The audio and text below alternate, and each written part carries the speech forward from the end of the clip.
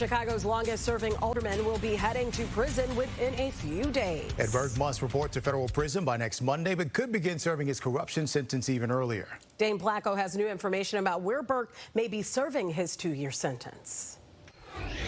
Initially, when Burke was sentenced last June, his attorneys asked that he be sent to the minimum federal security prison in Oxford, Wisconsin, where many Chicago politicians have served after being caught. But apparently that facility is now full. So it's likely that Burke will be headed to Indiana. This is a terrible legacy to leave. He will be remembered as the longest-serving alderman, but also as corrupt. Former Chicago alderman and retired political science professor Dick Simpson says it's a saga as old as Chicago itself. In June, Ed Burke was sentenced to 2 years in prison and a $2 million fine after being convicted on 13 counts of racketeering, extortion, and bribery. It's a bitter humiliation for the 80-year-old Burke, who served more than 50 years on the Chicago City Council, representing the 14th Ward on the southwest side. I've got a few comments. In early August, Burke's attorneys filed a motion saying that while Burke initially requested to serve his sentence at a satellite camp at the minimum security federal prison in Oxford, Wisconsin, that facility is now closed. Now, Burke is asking to serve his time at the minimum security prison camp in Terre Haute, Indiana. The federal judge in his case agreed to make that recommendation. It was built in 1960 to house nonviolent felons and includes 2 8- and 12-person rooms. GED and drug education classes are available, as are opportunities for sports, cards, golf, and crafts, according to its Wikipedia page.